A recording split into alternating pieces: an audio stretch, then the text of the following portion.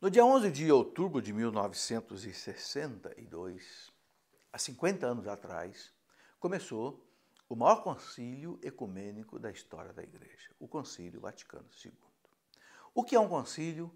O que é um concílio ecumênico? O concílio é uma reunião onde o Papa reúne os bispos do mundo inteiro. Aí nós damos o nome de concílio universal, ou concílio geral, ou concílio ecumênico. Porque a palavra ecumênico, do grego, quer dizer universal.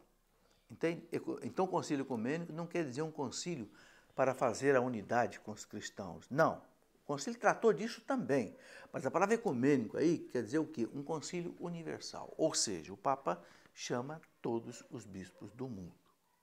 Eu gostaria que você entendesse a magnitude deste evento. Você já pensou que é você chamar quase 3.000 bispos do mundo inteiro para se reunir? Um falando português, outro falando francês, outro falando espanhol, outro falando inglês, outro japonês, outro árabe, para conversarem no Vaticano sobre a igreja, a vida da igreja, a evangelização. É isso que o Papa João Paulo, o Papa João XXIII fez. E o interessante é que o Papa João XXIII, quando foi eleito Papa, ele já tinha quase 80 anos de idade. E as pessoas diziam assim, vai ser um papinha de transição, vai ficar aí 2, 3 anos só e vai morrer. Mas acabou ficando quase 5 anos.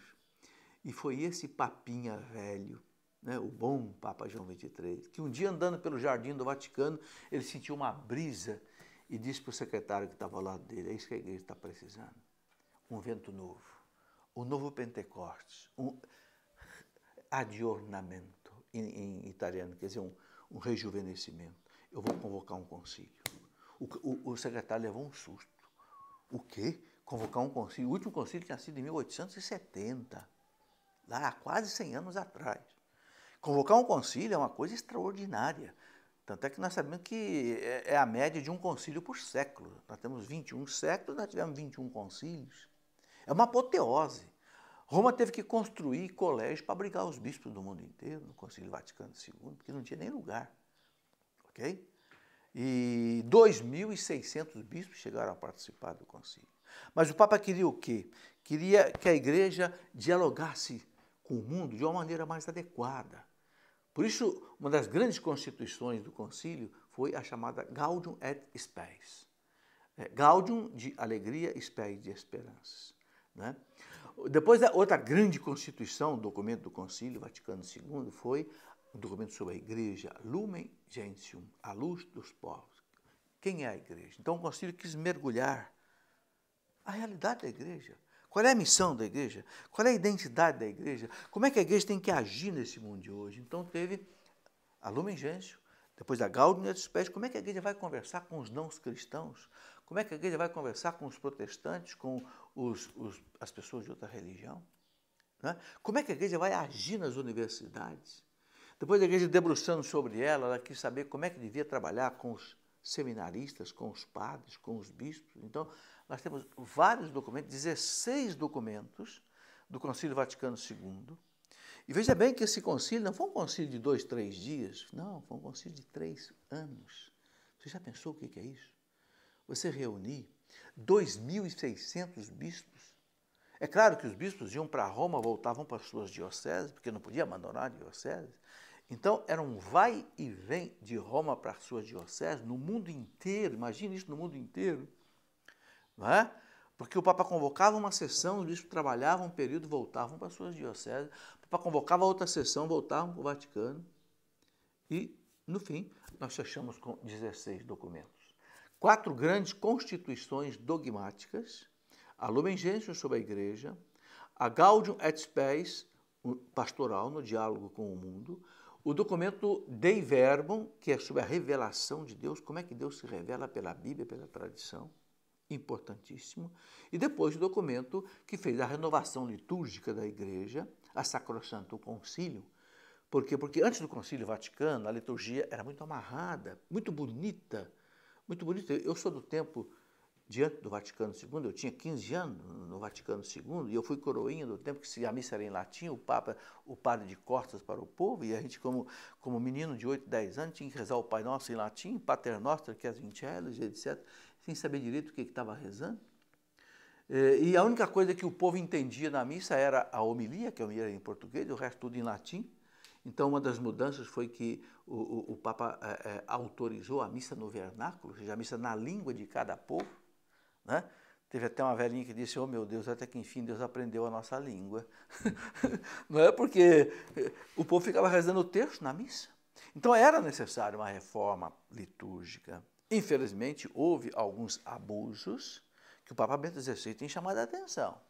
O Vaticano II não autorizou abuso nenhum. Não autorizou que nenhum padre celebrasse sem a túnica, sem a estola, entende? Não. Mas, infelizmente, houve alguns abusos, alguns sincretismos religiosos, gente levando para o altar pai de santo, mãe de santo, tio de santo. Não pode haver o sincretismo. O Vaticano II não proibiu nada disso. E muita gente fica culpando o Concílio Vaticano II. Não, porque o Concílio Vaticano II deixou o comunismo entrar na igreja por causa da teologia da libertação, deixou o sincretismo. O Concílio não deixou nada disso. Quem já leu os 16 documentos do Concílio Vaticano II, no compêndio do Concílio Vaticano II, que eu tenho aqui na minha biblioteca, né? Tá aí, é só procurar aí um compêndio com os 16. Você não vai encontrar nenhum desses absurdos que acontecem por conta do Concílio Vaticano II. São abusos que alguns padres mal formados, ou às vezes até alguns leigos, acabam cometendo. Acho que não foi por conta da igreja. Bom, depois nós tivemos vários documentos que vale a pena a gente lembrar. Por exemplo, a Unitatis Redintegratio, o documento sobre o ecumenismo, a unidade com os cristãos e o diálogo com os não cristãos.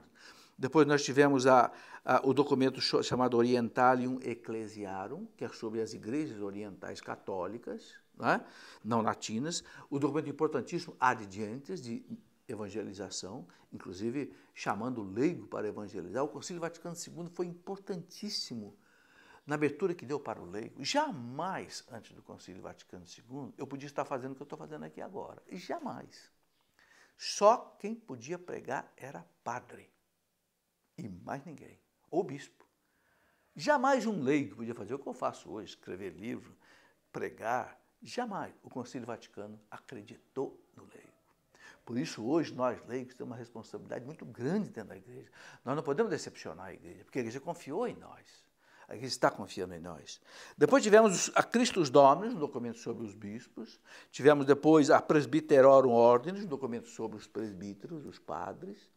Um documento sobre a atualização dos religiosos, a Perfecta Caritatis. Optatum Tortius, sobre a formação dos sacerdotes. E a Apostólica Actuositatem, o apostolado dos leigos. E depois ainda nós tivemos aqui um outro documento que se chamou Inter Mirifica, sobre os meios de comunicação, porque o mundo já estava entrando neles. Gravissima Educazione, sobre educação nas escolas, especialmente as escolas católicas, universidades católicas. A Dignitatis Humanis, a dignidade humana, a liberdade religiosa. E depois ainda tivemos a Nostra Aetate, a nossa época, um documento importantíssimo que chama o leigo para ser um participante da evangelização, não um figurante. Então, olha, meus irmãos, nós vamos celebrar 50 anos do Concílio Vaticano II agora, neste ano, a partir de 11 de outubro de 2012.